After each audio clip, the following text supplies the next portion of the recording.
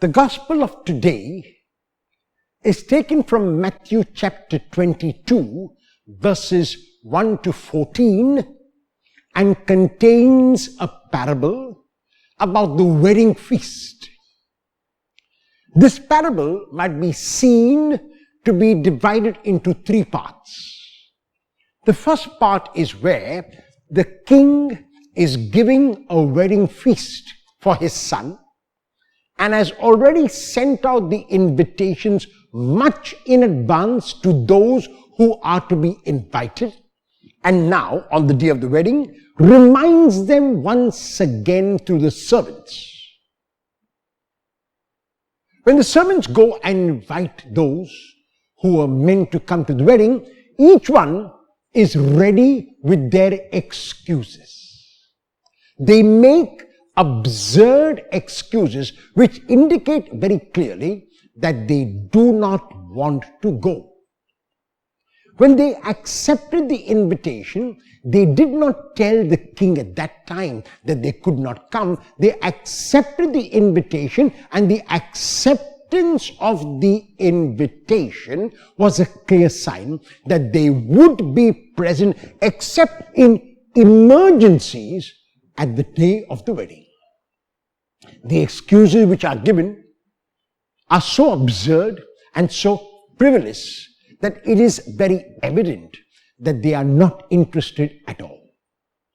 When the servants come and report to the king responds, and this is the second part of the parable, by telling his servants that those who were invited are not worthy to go and invite anyone and everyone, including the poor, the blind, the lame, the sick, anyone from the streets. And so the second part tells us that people were invited by the servants, and those who were originally invited refused the invitation, refused to show in action that they were interested in coming, and so did not turn up for the wedding. And this feast, therefore, was now thrown open to those from anywhere and everywhere. And the third part of the parable disturbs a number of people, and that is why I want to spend some time explaining it, and it is this: that there was one of those who was from the streets and who had come in, and when they came in, no matter what clothes they had, each one was given a wedding garment.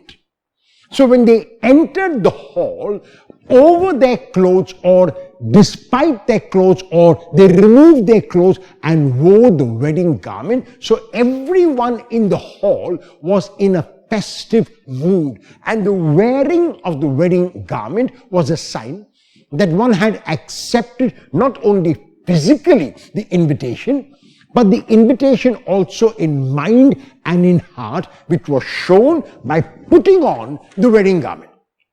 So the person was there, not merely physically present, but present in mind and in heart and in body.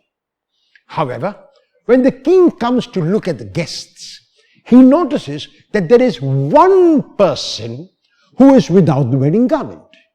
The person was offered the wedding garment when he entered the wedding hall, but refused to take it, refused to put it on, which meant the person had come only for the externals, and the person was not there in spirit, was not there in mind. So the king is very courteous, the king is very polite, and inquires of the man why he has no wedding garment. And some people say, but were not the poor invited, were not the blind invited, were not the lame invited? That is true, but it is also true that when they came in, they had to decide whether they wanted to wear the wedding garment and show that they had really come in, or whether they wanted to keep their own clothes on and show that they were not there in spirit. So this guest was there in body. This guest was there physically, but was not there in spirit. He could not care less about the wedding of the king's son.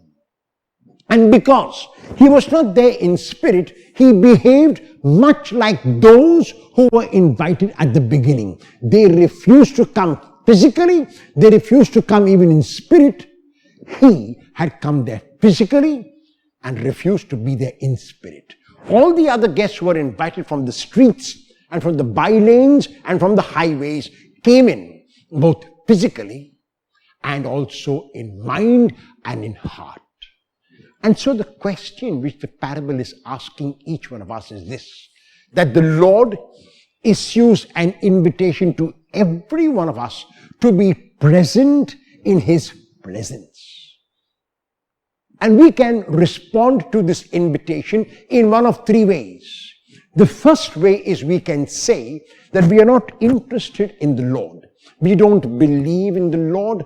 The Lord does not come to our aid when we need the Lord. The Lord has not answered our prayers. The Lord has taken away a loved one. The Lord has not given me a job. The Lord is not coming to my help at all. So I do not want to have anything to do with the Lord. I refuse the invitation of the Lord. The second is I make obeisance to the Lord only physically, but my mind and my heart refuse to take part in my worship. My mind and my heart are not in sync with my body. I just go through the routine. I just go through the motions. I could not care less if the Lord knows or does not know. I am there only physically. Or I can take the third option, which I would suggest, that I am with the Lord in mind, in heart, and also in body, like the majority of the guests who came in from the road. And that is why Paul in the second reading of today tells us that we must have, if we can develop this attitude of detachment. He says that for him to be hungry or to be full does not make much of a difference, because he knows that the strength which he really gets comes from the Lord. And he says in the second reading of today, I can do all things in him who strengthens me. How will I show through my words and through my action that I have accepted the invitation to the wedding today?